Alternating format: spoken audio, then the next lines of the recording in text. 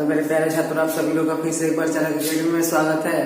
तो हम लोग क्लास 12 का फिजिक्स पढ़ चुके थे, अक्षीय स्थिति में वैद्युत क्षेत्र की तीव्रता तक।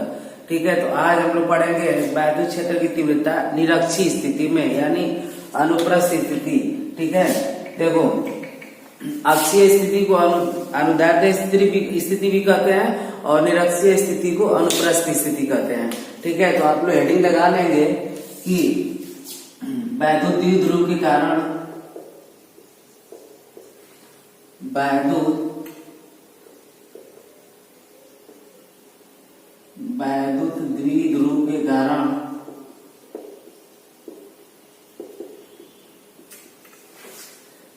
द्विध्रुव के कारण निरक्षीय स्थिति में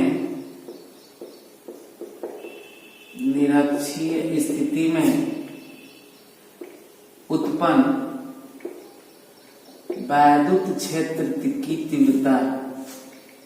वैद्युत क्षेत्र की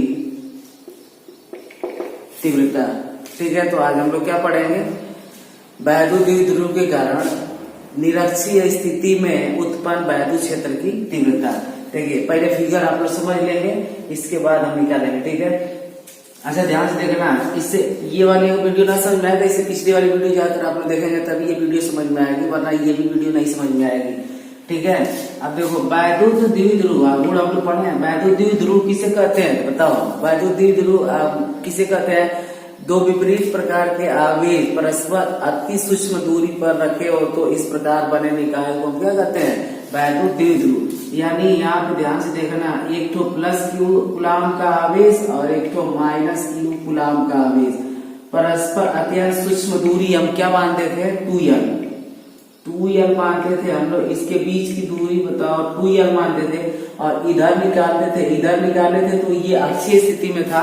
अब निरक्षीय स्थिति का फिगर अगले वीडियो में बनाए थे, तो निरक्षीय स्थिति का फिगर चला जाएगा ऊपर की ओर, मतलब ऊर्ध्वाधर में निरक्षीय स्थिति और क्षैतिज में आ जाएगा आप लोग का अक्षीय स्थिति। ठीक है, तो यहाँ पे इसका मध्य बिंदु हम क्या लेते थे? P।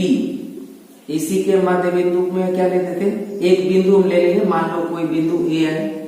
ठीक है, मान लिए बिंदु A है और यहाँ से R दूरी पर एक बिंदु P लेंगे और उसी बिंदु पर हमें वैद्युत क्षेत्र की तीव्रता की क्या करनी रहेगी? गणना। उसी वैद्युत क्षेत्र की तीव्रता क्या करनी रहेगी? इसी बिंदु पर हम गणना करेंगे किसकी?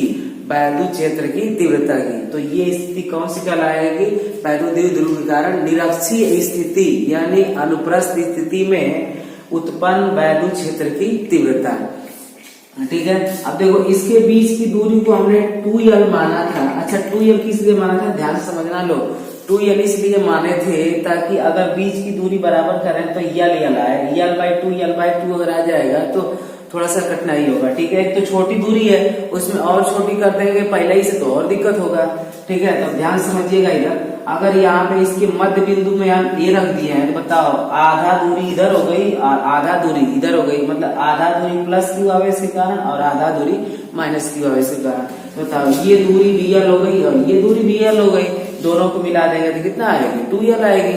अब ध्यान से देखना इधर, अब इस बिंदु को इस क्यू आवेश से मिला देंगे और इस बिंदु से इस माइनस क्यू आवेश तक को मिला देंगे।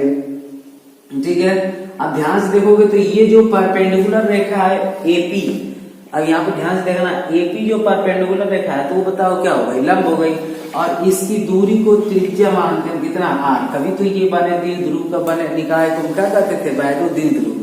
ठीक है, अब ध्यान से देखो इस दूरी को हम क्या मानेंगे? R। अब तो माना है, हमें समझ लो क्या लिखना है। माना है फलाना ढेकाना आपने लिख लेना। लो मानेंगे, माना दो बराबर परंतु विपरीत प्रकृति के आवेश क्रमशः 2L दूरी पर, सूक्ष्मतम 2L दूरी पर रखे हैं। इसके मध्य बिंदु A है। ठीक है, मध्य बिंदु से R दूरी पर बिंदु P है जहां पर वैद्युत क्षेत्र की तीव्रता की हमें गणना करना है। ठीक है, इतना आप लोग लिख देंगे तो चल जाएगा काम।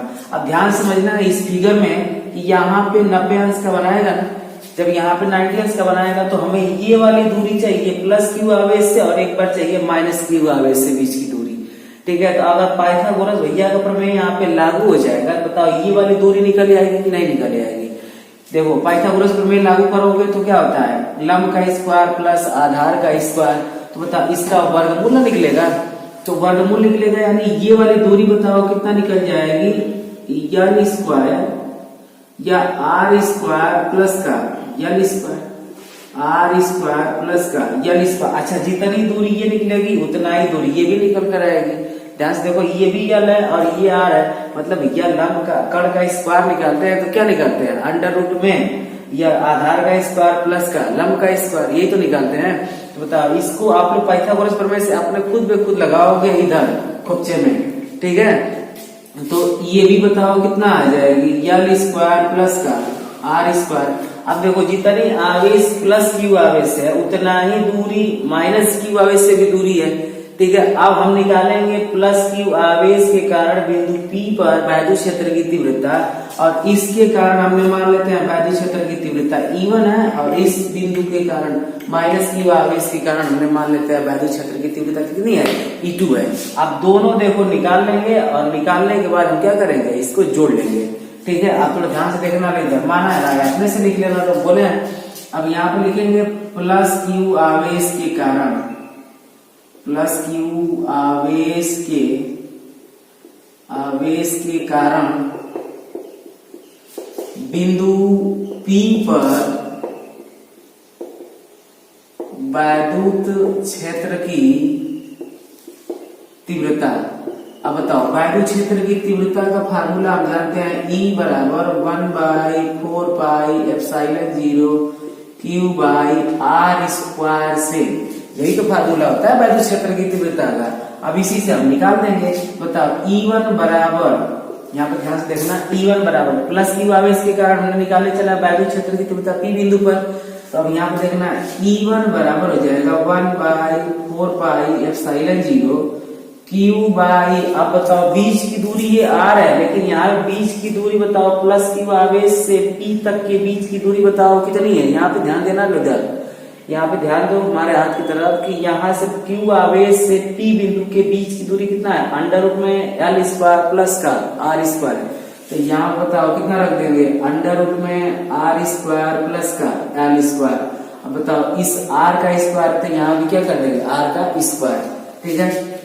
बात समझ में आ रहा है इतनी। अब इसके आगे देखो 1/4 पाई एप्सिलॉन 0 Q बाई, अच्छा बताओ इस करणी का वर्ग करेंगे तो करणी क्या हो जाती है, भाग जाती है, तो यानी कितना बचेगा आर स्क्वायर प्लस का एल स्क्वायर, समीकरण नंबर कर देंगे 1, ठीक है। अच्छा एक बात ध्यान देना, माइनस क्यू आवेश के बीच की दूरी भी तो वही है जो प्लस क्यू आवेश के बीच की दूरी था, वही माइनस क्यू आवेश से बीच की दूरी है। प्लस और माइनस दिशा का निर्धारण करता है, किसका निर्धारण करता है, दिशा का, ठीक है। प्लस आवेश से वैद्युत क्षेत्र की तीव्रता दूर हटती है और माइनस आवेश के कारण वैद्युत क्षेत्र की तीव्रता उसी की ओर आती है, ठीक है। तो ये हमें माइनस प्लस से नहीं मतलब है, हमें बस दूरी देखना और वैद्युत क्षेत्र की तीव्रता की गणना करनी है, ठीक है। अब ध्यान से देखो इधर, इसके कारण भी उतना ही दूरी है, तो जितना इसके कारण वैद्युत क्षेत्र की तीव्रता निकला है उतना ही माइनस की आवेश के कारण भी वैद्युत क्षेत्र की तीव्रता निकलेगा। माइनस खाली प्रदर्शित करता है, दिशा का निर्धारण करता है, माइनस से कोई लेना देना नहीं है। बताओ माइनस की आवेश के कारण भी बताओ वैद्युत क्षेत्र की तीव्रता इतने ही आएगी, कितना आएगी, क्योंकि बीच की दूरी कितना इतना ही है। तो बताओ यहाँ पे लिखेंगे माइनस क्यू आवेश के कारण, माइनस क्यू आवेश के कारण बिंदु P पर, यहाँ पे लिख लेना बिंदु P पर, बिंदु P पर वैद्युत क्षेत्र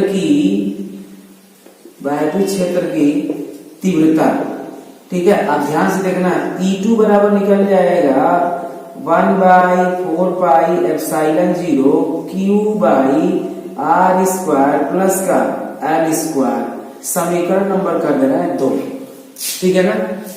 अब एक बात ध्यान देना यहाँ पे, जिसे ये वाला हेडिंग थोड़ा सा मिटा लेना है, वैद्युत क्षेत्र की तीव्रता।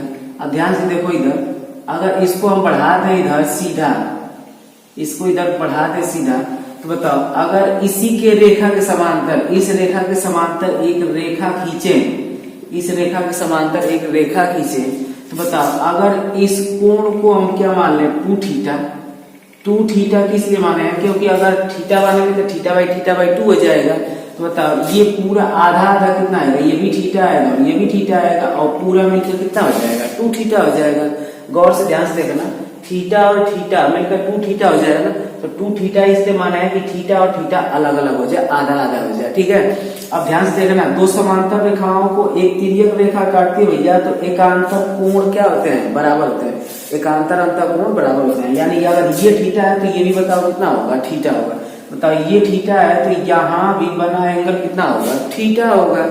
क्लियर है ना। अब यहाँ पे ध्यान से देखना है, वैद्युत क्षेत्र की तीव्रता एक तो उधर है, एक तो इधर से जा रही है।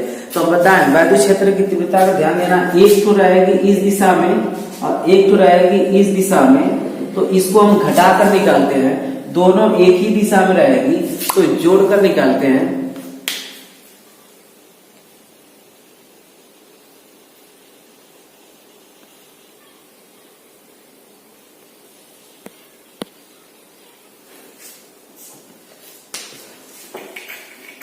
थोड़ा सा ध्यान से देखना, वैद्युत क्षेत्र की तीव्रता कैसे जोड़ते हैं। देखो अगर वैद्युत क्षेत्र की तीव्रता दोनों अगर एक ही दिशा में रहे तो जोड़ कर निकालते हैं, और दोनों अगर विपरीत दिशा में हो जाए, एक वैद्युत क्षेत्र की तीव्रता इधर हो जाए और एक वैद्युत क्षेत्र की तीव्रता इधर हो जाए, तो इसको हम घटा कर निकालते हैं। क्यों घटा कर निकालते हैं, थोड़ा समझना लो। अगर कोई वस्तु है, अगर एक पर 10 न्यूटन का बल इधर लग रहा है और एक पर 5 न्यूटन का बल इधर लग रहा है, तो बताओ वस्तु किधर जाएगी, इधर की ओर।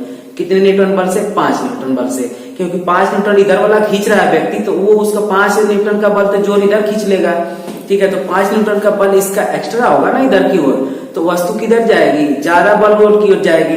तो इसलिए जब विपरीत प्रकार के क्षेत्रों की तीव्रता होती है तो हम घटा कर निकालते हैं, और एक ही दिशा की ओर रहती है तो जोड़ कर निकालते हैं। लेकिन यही अगर एंगल पे साइड पे जुड़ जाए, E1 इधर और E2 इधर, तो उसके लिए फार्मूला बताया भैया।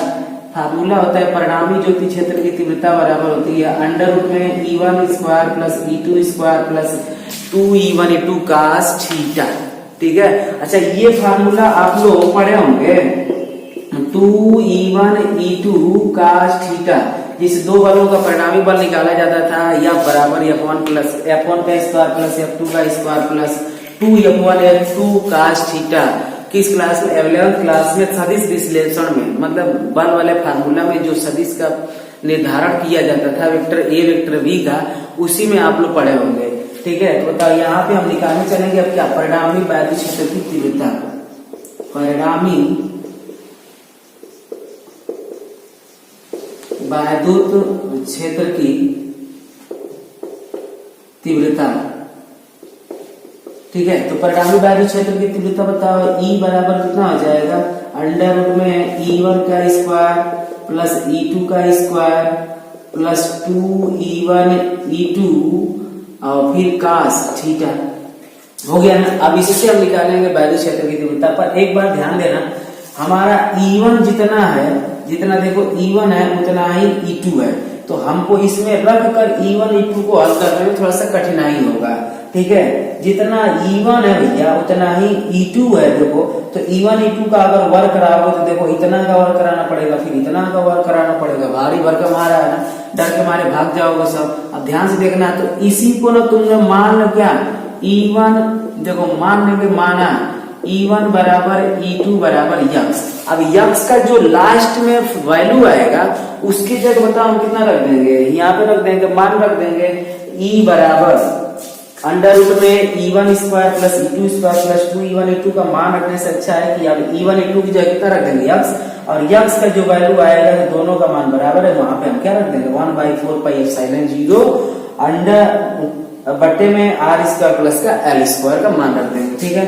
अब ध्यान से देखो यहाँ पे हम रखने जा रहे हैं मान, बताओ यहाँ पे कितना हो जाएगा, E बराबर, ध्यान से देखो E1 की जगह भी यक्स का स्क्वायर, E2 की जगह भी यक्स का स्क्वायर और 2E1 की जगह भी यक्स, E2 की जगह भी यक्स और फिर बोलो cos थीटा, ठीक है। अब ध्यान से देखना इधर, तो E बराबर बताओ कितना हो जाएगा, अंडर रूट में x x square 2x square हो जाएगा, और फिर आई देखो 2 दोवे का मान 2x स्क्वायर cos थीटा।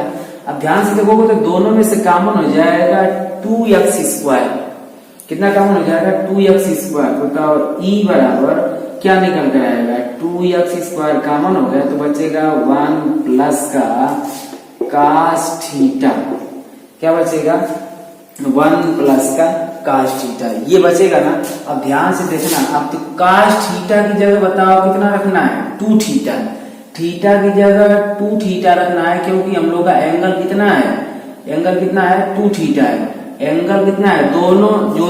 जो दोनों क्षेत्र की तीव्रताओं का एंगल कितना है? 2 थीटा है, तो थीटा की जगह कितना हो जाएगा? 2 थीटा हो जाएगा। ठीक है, तो यहाँ पे कितना रख देंगे? 2 थीटा। अब थोड़ा सा ध्यान से देखना, यहाँ पे त्रिकोणमिति में आप लोग को ले चल रहे हैं। त्रिकोणमिति में फार्मूला होता है भैया cos 2 थीटा बराबर, यहाँ पे लिख ही दे रहे हैं, cos 2 थीटा बराबर होता है 2 cos स्क्वायर थीटा माइनस 1।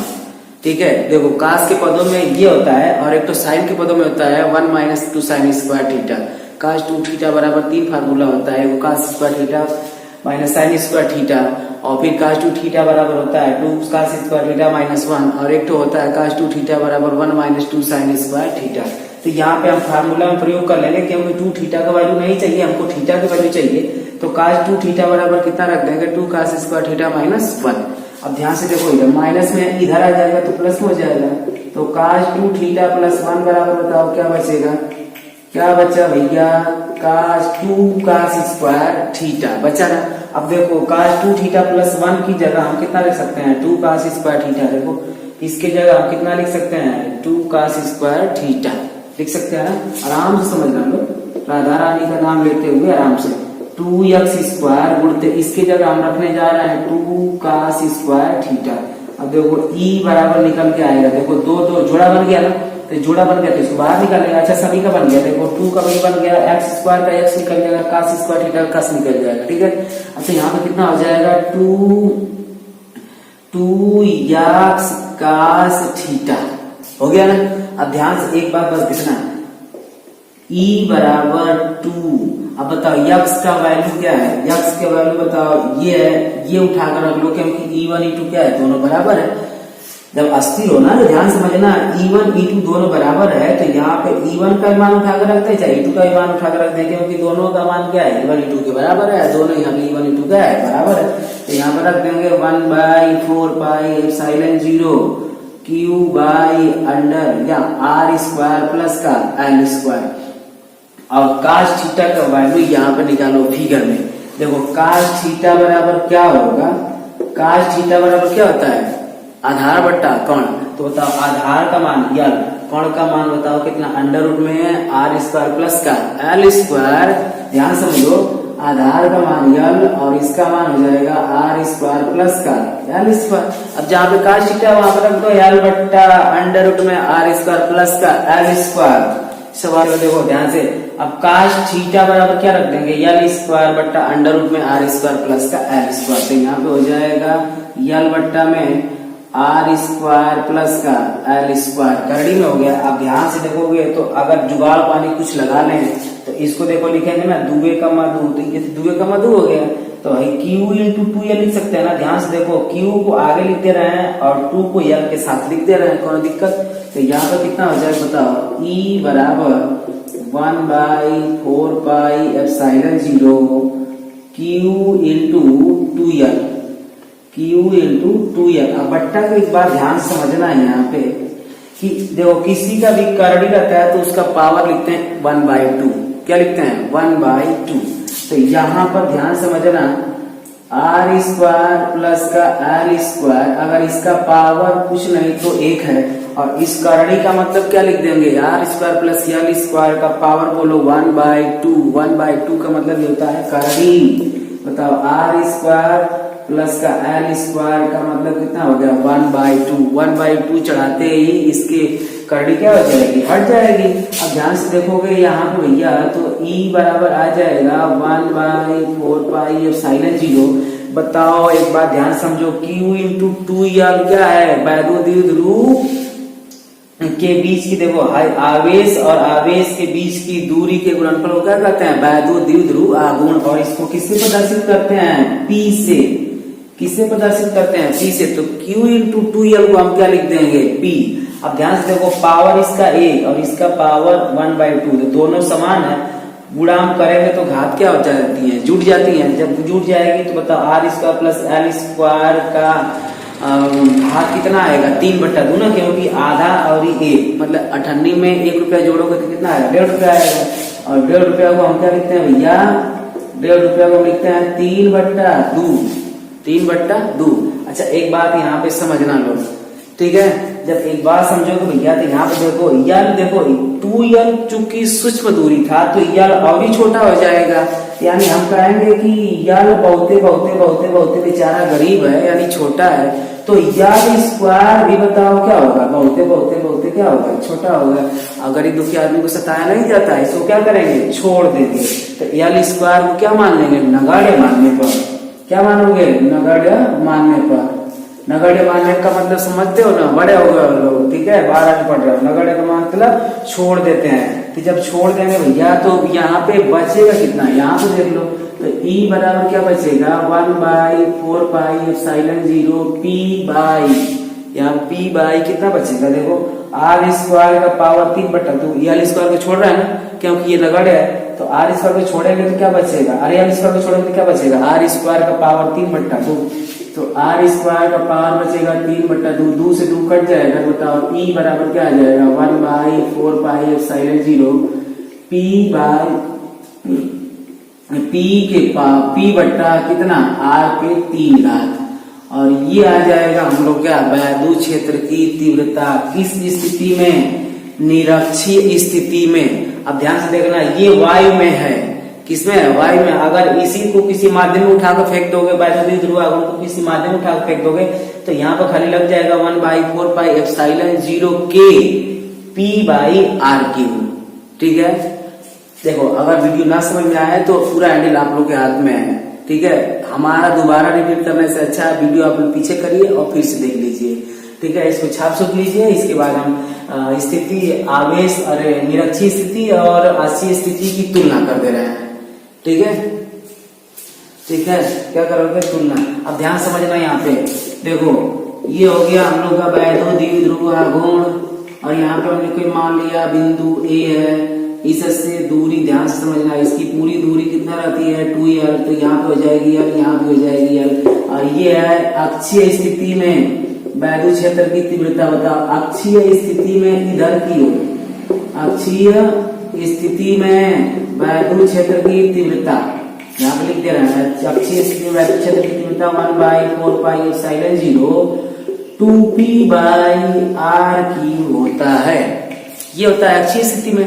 और निरक्षीय स्थिति में यहाँ पे ध्यान समझना, बिंदु P पर वैद्युत क्षेत्र की तीव्रता निरक्षीय स्थिति में, किसकी स्थिति में, निरक्षीय स्थिति में होता है, बताओ कितना, 1/4πε0 P/R3, अभी पढ़ा है, ठीक है। अब ध्यान से समझिएगा, अब यहाँ पर लिखेंगे वैद्युत क्षेत्र की तीव्रता अक्षीय स्थिति में, अक्षीय स्थिति में बताओ कितना हो जाएगा, 1/4πε0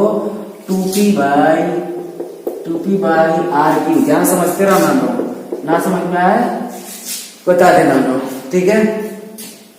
अब देखो इधर, अब फिर निकालेंगे वैद्युत क्षेत्र की तीव्रता, बताओ किसमें, निरक्षीय स्थिति में। लिखोगे चूंकि हम जानते हैं कि अक्षीय स्थिति में इतना, निरक्षीय स्थिति में इतना, बस काम खत्म। अब P बाई बताओ कितना, R की समीकरण नंबर 2। अब समीकरण 1 में और 2 में क्या कर दो, भाग कर दो क्या, समीकरण 1 भागे समीकरण 2 से, बताओ यहाँ पे हो जाएगा वैद्युत क्षेत्र की तीव्रता अक्षीय स्थिति में, अक्षीय स्थिति में, और फिर हो जाएगी वैद्युत क्षेत्र की तीव्रता बताओ किसमें, निरक्षीय स्थिति में। अब भाग दे दो, 1/4πε0 2P/R3, अब बट्टे आ जाओ 1/4πε0 P बाई बताओ कितना, R3 से R3 बर्बाद हुआ, 1/4π से 1/4π बर्बाद हुआ, P से P वहां हुआ, तो बताओ क्या बचा, क्या बचा, अक्षीय स्थिति बटे निरक्षीय स्थिति बराबर कितना, तो यहां से बताओ अक्षीय स्थिति में वैद्युत क्षेत्र की तीव्रता। अब बताओ अगर निरक्षीय स्थिति का इधर गुणा कराएंगे तो 2 गुणते आएगा कि ना आएगा, देखो 2 गुणते आएगा कि ना आएगा, ध्यान से देखो ऐसा कुछ कर चुका है, तो 2 गुणते निरक्षीय स्थिति में वैद्युत क्षेत्र की तीव्रता, यानी 2 गुणते निरक्षीय स्थिति में वैद्युत क्षेत्र की तीव्रता, ये हो जाएगा हम लोग का एक और फार्मूला। यानी यहाँ पे देखो बहुवी का भी क्वेश्चन, मतलब समझो कि इंजीनियरिंग लेवल पर के बहुवी का भी क्वेश्चन चाहिए, कोई भी कंपटीशन लेवल पे ऑब्जेक्टिव क्वेश्चन बनाएगा कि अक्षीय स्थिति में वैद्युत क्षेत्र की तीव्रता निरक्षीय स्थिति कितना गुना होता है, तो आप लोग आंसर क्या देंगे कि अक्षीय स्थिति की अक्षीय स्थिति में वैद्युत क्षेत्र की तीव्रता दुगुना होती है किसकी, निरक्षीय स्थिति में वैद्युत क्षेत्र की तीव्रता की। ठीक है, समझ में आया, छाप सुन लो। अगले लाइन लगा लोगे भैया, एक समान वैद्युत क्षेत्र में, एक समान वैद्युत क्षेत्र में रखे वैद्युत द्विध्रुव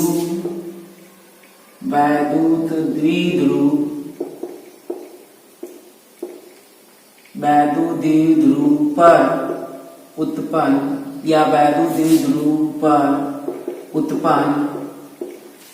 उत्पन्न बल युग्म आघूर्ण। तो अगली हेडिंग क्या रहेगी, एक समान वैद्युत क्षेत्र में रखे वैद्युत द्विध्रुव के कारण उत्पन्न बल युग्म आघूर्ण। अब ये बल युग्म आघूर्ण क्या होता है समझना लो। बल युग्म आघूर्ण वो होता है, समझिए एकदम, बल आघूर्ण आप लोग हेडिंग डाल के लिख लीजिएगा लो कि किसी वस्तु पर आरोपित वह बल जो वस्तु को उसी के अक्ष के परितः घुमाने की क्या रखता हो, प्रवृत्ति रखता हो, तो उसे हम क्या कहेंगे, बल आघूर्ण। मतलब यहाँ पे समझिएगा लो, बल आघूर्ण को किससे दर्शाते हैं, टाउ से दर्शाते हैं। अभी हम बताएंगे सब कुछ।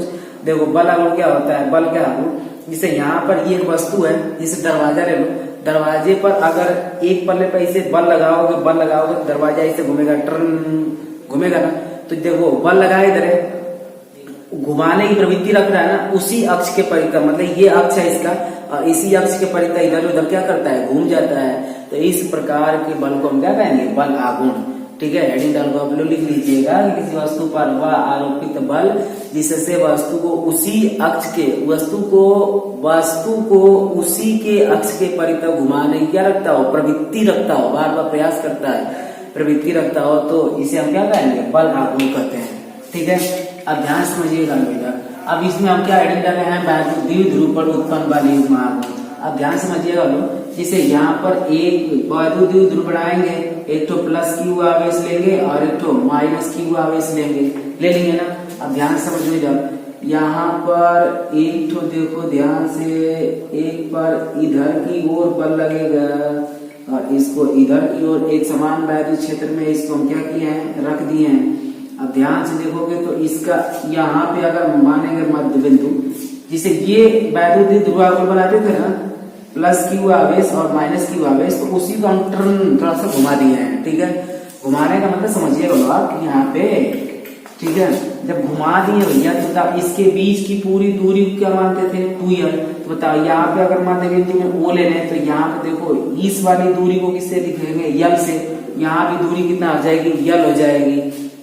ठीक है, अब ध्यान से देखो, जितना बल इस पे लगेगा उतना ही बल इस पे लगेगा। जैसे साइकिल का पैडल देख लो, जितना साइकिल के पैडल पे एक पे लगाओगे उतना ही दूसरी वाले पे लगेगी। मतलब अगर इस पे तुम बल जितना ऊपर की ओर लगाओ, जैसे इस पे बल लगाओगे ऊपर से नीचे की ओर, तो इस पे बल लगेगा नीचे से ऊपर की ओर। बात समझने का कोशिश करना लो। जैसे साइकिल का पैडल चला रहे हो तो एक पर अगर बल लगा रहे हो ऊपर से नीचे की ओर, तो दूसरे पे उतना ही बल लगाकर आएगा ऊपर से, अरे नीचे से ऊपर की ओर। ठीक है, तो जितना बल इस पे लगेगा उतना ही बल इस पे भी लगेगा। क्लियर है ना, कि जितना बल इस पे लगेगा उतना ही बल इस पे भी लगेगा, क्योंकि जितना बल इधर से ऊपर की तरफ से लगेगा उतना ही इस पर बल नीचे से ऊपर की ओर लगेगा। जिस समझना लगे यहाँ पे, इसे यहाँ पे हो गया ना ये, तो अगर ये ऊपर जा रहा है, ये वाला नीचे आ रहा है, तो यहाँ पे ऊपर जाए और यहाँ पे नीचे आए। देखो इस पे एक बल लगेगा नीचे की ओर और इस पे एक बल लगेगा ऊपर की ओर। इस पे एक बल लगेगा ऊपर की ओर से नीचे की ओर और इस पे एक बल लगेगा नीचे से ऊपर की ओर। तो ये टर्न घूमता रहेगा। इसी तरह क्या रहता है, घूमता, क्योंकि एक समान वैद्युत क्षेत्र रखे हैं। अब एक समान वैद्युत क्षेत्र में हम क्या निकालना चाहते हैं, बल युग्म आघूर्ण। अब बताओ बल युग्म आघूर्ण को, बल आघूर्ण को किससे दर्शाए थे, टाउ से दर्शाए थे। ठीक है, अब एक बात ध्यान देना, प्लस क्यू आवेश के कारण उत्पन्न चुंबकीय क्षेत्र की तीव्रता माइनस क्यू आवेश के कारण उत्पन्न चुंबकीय क्षेत्र की तीव्रता नहीं। अब यहाँ पे निकालेंगे प्लस क्यू आवेश के कारण उत्पन्न वैद्युत बल और माइनस क्यू आवेश के कारण उत्पन्न वैद्युत बल, क्योंकि बल ही टाउ बराबर देखो बल युग्म आघूर्ण बराबर क्या लिखे हैं, बल युग्म आघूर्ण बराबर क्या होता है, बल गुणित क्रिया रेखा के बीच की लंबवत दूरी मतलब समझना, ये वाली लंबवत दूरी, ये वाली मतलब अगर ये घूम रहा है तो बस यहीं पे घूमेगा। तो बताओ लंबवत दूरी यहाँ पे है, कहाँ पे है, यहाँ पे है, और इसको हम क्या मान ले रहे हैं, अगर यक्स मान ले रहे हैं तो बताओ जितनी दूरी ये यहाँ से तय करेगा, समझो इधर ये साइकिल का पैडल है, जितना दूरी दूसर की पैडल तय करेगी उतना ही पैडल की भी तय करेगी, मतलब एक किसी को एक मान लो तो किसी को सेकेंड मान लो। तो बताओ जितना दूरी ये यहाँ से चलकर यहाँ आएगा उतना ही दूरी ये ऊपर से चलकर नीचे की ओर जाएगा। तो यहाँ पे बताओ इसकी दूरी को भी कितना हो जाएगा, ये वाली दूरी भी हो जाएगा यक्स। अगर तुम यहाँ पे थीटा एंगल मान रहे हो तो यहाँ पे बताओ कितना हो जाएगा, थीटा एंगल हो जाएगा, थीटा हो जाएगा। क्लियर है ना। देखो शिक्षा विमुख कोण से, किस कोण से, शिक्षा विमुख कोण से क्या होगा, ये बराबर हो जाएगा कोण। अब ध्यान से समझने वाली बात यह है कि अब एक बार निकालेंगे प्लस क्यू आवेश के कारण उत्पन्न वैद्युत बल, प्लस क्यू आवेश के कारण क्यू आवेश के कारण उत्पन्न बल।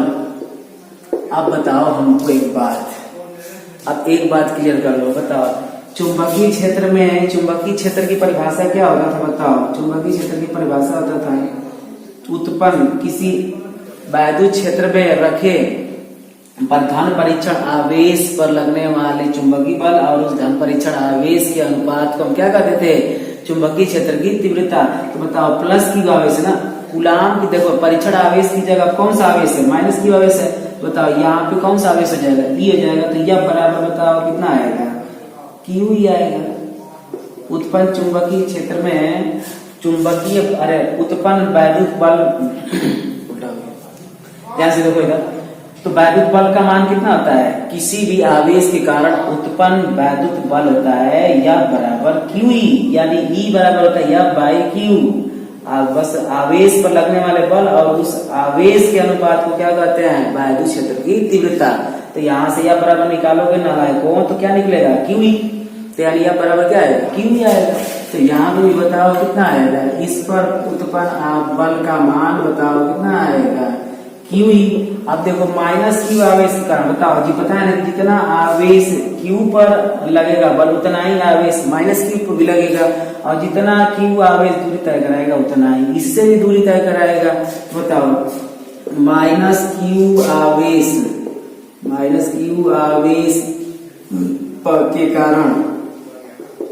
के कारण उत्पन्न वैद्युत बल, क्या लिखेंगे, वैद्युत बल। बताओ यह बराबर कितना हो जाएगा, फिर ये भी हो जाएगा कितना, क्यू ई। चूंकि हम जानते हैं कि माइनस से मतलब नहीं है, माइनस हमें क्या प्रदर्शित करता है, सिर्फ वैद्युत क्षेत्र की तीव्रता की दिशा का निर्धारण करता है। ठीक है। अब ध्यान से देखो इधर, बल युग्म आघूर्ण बराबर क्या होता है, बल गुणित क्रिया रेखा के बीच की लंबवत दूरी। अब यहाँ पे समझो, बल युग्म आघूर्ण को दिखाते हैं टाउ से, बल हो गया कितना, बल हो गया, बल को दिखाएंगे यक्स से, क्रिया रेखा के बीच की दूरी बताओ कितना है, यक्स हो तो गया। अब ध्यान से देखोगे तो ये बल बताओ 2 है, तो बताओ 2 है तो इसी में 2 से क्या कर देंगे, 2 गुना कर देंगे, मतलब जितनी क्रिया इधर हो रही है उतना ही क्रिया इधर भी हो रही है, तो हम 2 से क्या कर देंगे, गुणा। अब कोई नहीं पूछेगा 2 से क्यों गुणा हुआ है, क्योंकि एक बार माइनस क्यू आवेश उतना ही है और प्लस क्यू आवेश भी उतना ही है। ठीक है। तो यहाँ पे हम 2 से क्या कर देंगे, गुणा। ठीक है ना। अब यहाँ पे देखो टाउ बराबर क्या हो जाएगा, देखो टाउ किसे दर्शाते हैं, टाउ को बल युग्म आघूर्ण को टाउ से दर्शाते हैं, बल को यक्स से। अब क्रिया रेखा के बीच की दूरी बताओ कितना है, यक्स मान लिए हैं। ठीक है। अब ध्यान से देखो 2 यप का मान बताओ कितना, क्यू ई, यप का मान क्यू ई, क्योंकि ये भी बल है ये भी बल है, दोनों बलों का परिणाम कितना हो जाएगा, 2 क्यू ई। और फिर बताओ अगर यक्स का मान यहाँ से निकालोगे तो बताओ इधर देखो ये बताओ 90 अंश का है, क्रिया रेखा के बीच की लंबवत दूरी है भैया, तो यहाँ पे लंबवत है तो ये 90 अंश का हो जाएगा। अब जब 90 अंश का हो जाएगा तो एक बात ध्यान समझना, ये है लंब और ये है कोण, तो लंब और कोण किस में आता है, साइन में आता है।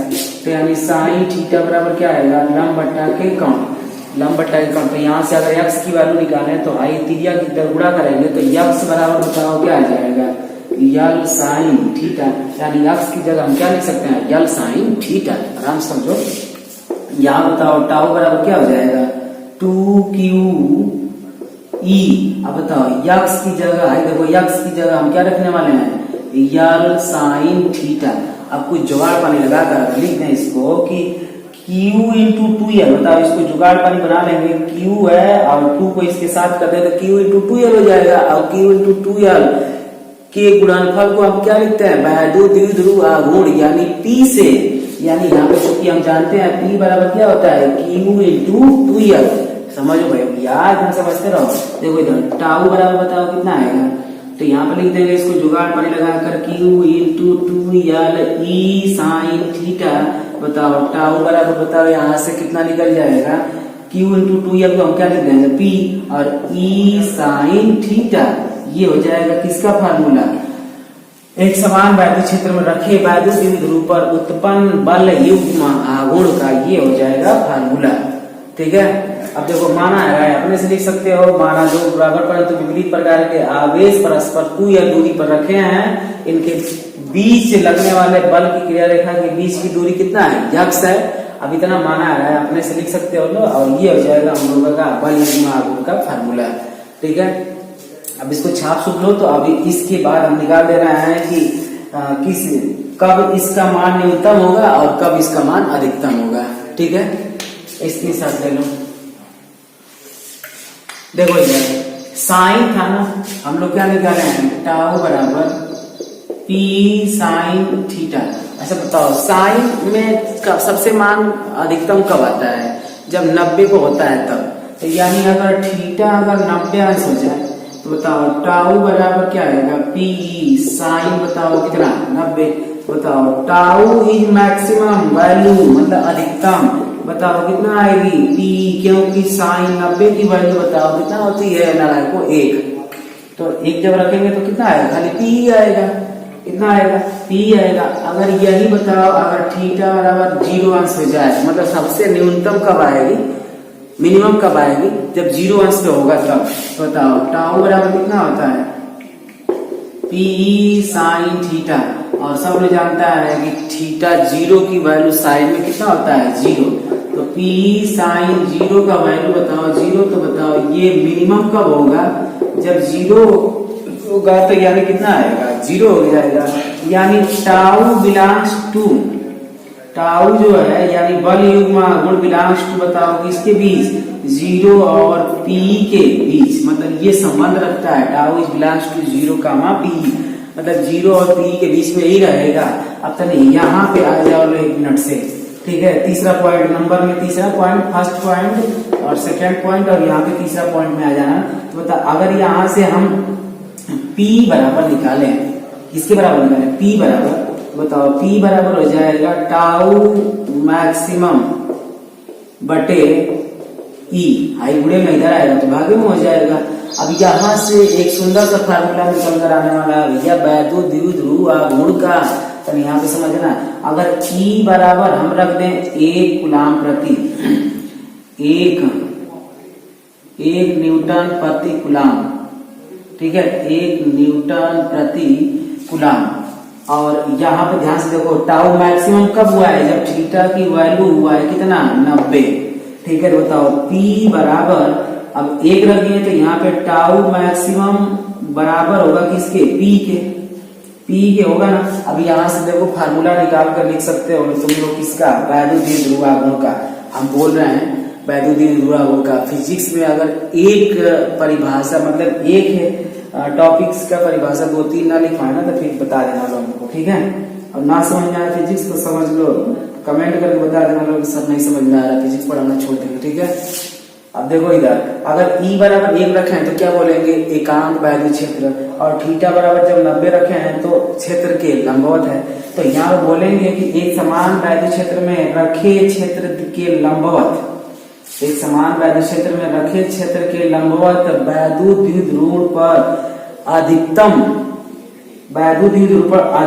उत्पन्न बल युग्म आघूर्ण, ये बल युग्म आघूर्ण है, वो ही क्या कहते हैं, वैद्युत द्विध्रुव आघूर्ण कहते हैं। परिभाषा फिर से सुन लो, एक समान वैद्युत क्षेत्र में या एकांक वैद्युत क्षेत्र में रखे क्षेत्र के लंबवत वैद्युत द्विध्रुव के कारण उत्पन्न बल युग्म आघूर्ण को ही क्या कहते हैं, वैद्युत द्विध्रुव आघूर्ण। बताओ इसको क्या कहते हैं, बल युग्म आघूर्ण, बल युग्म आघूर्ण कहते हैं, बल युग्म आघूर्ण कहते हैं। और इसको क्या कहते हैं बेटा, बताओ, वैद्युत द्विध्रुव आघूर्ण, वैद्युत द्विध्रुव आघूर्ण। हो गया कि नहीं, समझ में आया?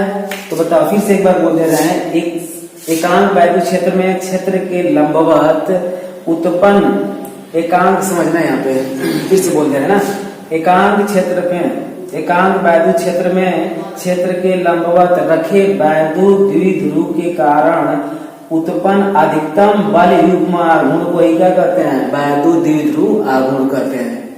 ठीक है, तो आज इतना ही, फिर मिलते हैं अगले वीडियो में, तब तक के लिए सभी को बाय।